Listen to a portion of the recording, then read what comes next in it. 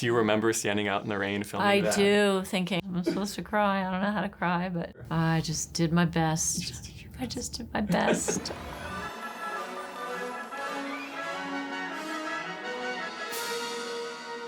Before you got the role, I mean, the play was a hit on the West End. Yes, I was very familiar. Yeah. You know, it was Ian McKellen's introduction to America, really. And then the film came along, and Miloš Forman was going to make it.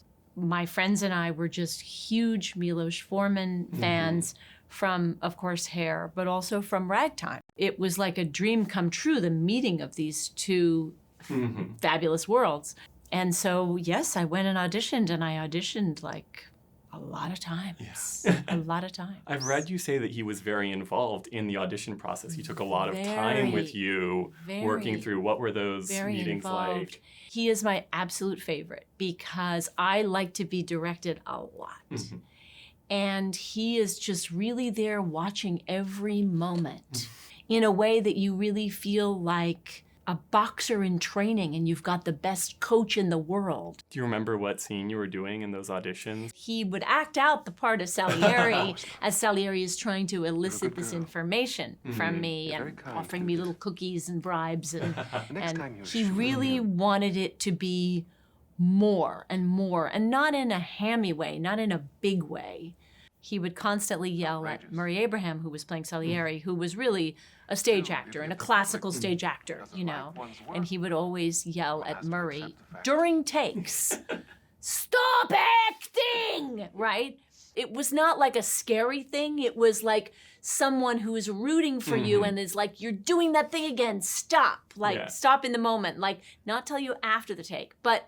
In my case, it was sort of the opposite. Wanting it to go deeper, wanting Laurel's emotions to be bigger and deeper and her fear to be enormous. That she's a poor girl in this world where girls have no protection. And you were a junior in high school when you were auditioning, or? Yes, I can't remember if I was in 10th or 11th grade, but I was in one or the other. Okay, in that range. But you'd been in the Philadelphia Story on Broadway, you'd been in Little Darlings. Right. So where did you feel sort of in your career as sort of this film was coming around? I knew enough that this was this obviously enormous production in Europe.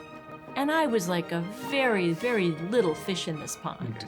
And so I knew what they were going to do. They were just going to bring me out there, put me in a hotel for months on end, and forget about me for my handful of days that I would need to shoot.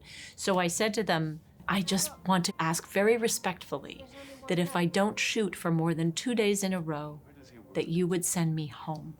I go to a very competitive public high school, and I don't want to fall behind. Because when I was 12, when I got cast in my first movie, Little Darlings, and so I was gone from school for 3 months. And when I got back home, my parents and I looked at each other, we were like, can't ever do that again. This is what happens. And so they did that. And so when I first flew to Prague, they brought me out for a 45-minute rehearsal of just the scene with the Mozarts. And I think it was a test because it was like, okay, this girl says she wants to constantly fly back and forth. Let's see if we bring her out on this 8-hour flight for 45 minutes. What's she gonna do? And of course, no problem. When can you start? Right away, ma'am. Well, I mean, it's Prague in the early 80s, but I mean, one of them was Czechoslovakia. Behind the Iron Curtain. Behind the Iron Curtain. How did it feel to be 16 years old behind the Iron Curtain by yourself filming a movie? It was really crazy. I mean, we knew there were spies from the government all around. You would be we were staying at the Intercontinental Hotel, and people would come up to you and strike up a conversation at the bar and then say, and what do you think of the Czech government? It's like, I'm in 10th or 11th grade. I don't think anything about the Czech government. Miloš Forman had been famously forced out and made to leave. And so now this exile was, coming home in triumph with his Oscars and bringing all this work and money to this beleaguered country. There was one time they were shooting a scene of an opera. And so we were in the Till Theater, which is a real theater where Mozart premiered some of his operas. And it was the 4th of July, which it's not a holiday in Czechoslovakia, obviously. And so at one point, the band struck up the Star Spangled Banner. And somebody, this was all pre-planned, and somebody from a balcony in the theater dropped the American flag. So it was just hanging there. Everybody in the place leapt up, and to the best of their ability, to sing, the Star Spangled Banner. And Miloš said it was hilarious because there were about 12 guys who did not stand up, and they looked panicked. And he said, and you could tell exactly, those are the spies. Those are the ones. Because they can't be seen to be jumping up and singing the American anthem, but they know if they don't, then they've given themselves away. So there's it's a catch-22. Well, this is a good segue into the actual movie itself. Oh, and some of the clips. And we can start with Laurel's introduction. Okay. Yes? Are you Herr Mozart? That's right. My name is Laurel, sir. I'm a maidservant.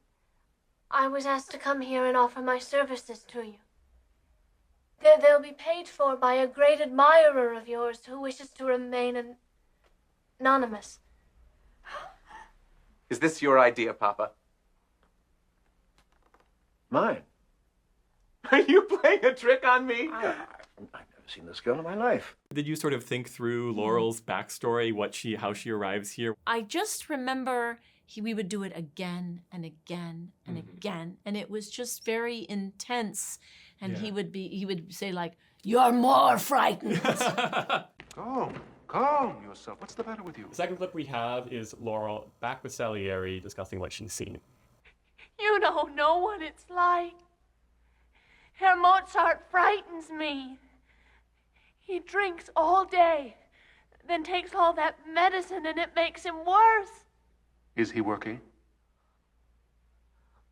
Oh, I'm frightened, sir, really. When he speaks, he doesn't make any sense. Is he working? I suppose so. He sits there all the time doing some silly opera. Opera?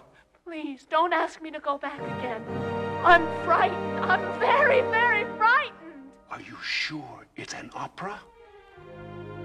She says this silly opera. I think it's so confusing that she sees this person who's going out of his mind, and his life is obviously crumbling around him financially, and his marriage, and neglecting his son and his family, and all he does is like this crazy thing, just scribbling all day long. It's like, I think she sees his obsession with his music as actually a sign of his mental illness. Yeah. Because there's nothing to see. I've read you talk a little bit about, especially early in your career, you played a lot of sort of Laurel-like characters. A lot of waifs, a lot of people without agency. How did you feel like that became your sort of go-to as a teen actress? Or? You know, I am the daughter of two very powerful people. I love my parents very much, don't get me wrong, but I learned as a young person not to directly oppose them because I would not get anywhere. I learned to not confront directly, but like the character I play in the Gilded Age, to go around the back, right? My character Ada, when she's confronting her sister Agnes, who holds all the cards, is so much more powerful, is so much quicker of tongue. It's not quite as simple as that. Yes, it is. There's no point. Yeah. But she just appears docile and friendly and then goes around the back. In the last clip, it's Laurel at the funeral in the rain, and the fact that she shows up for it, I think, is so interesting.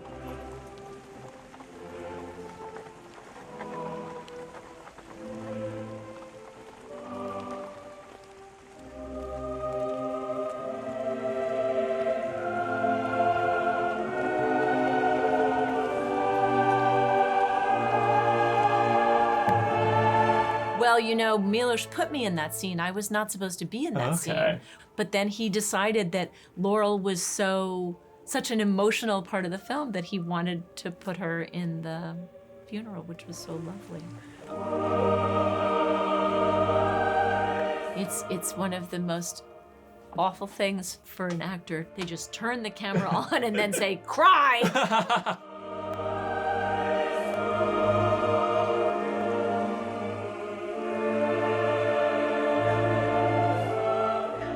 But I think it's nice to have her there because she seems to be the only one who actually cares.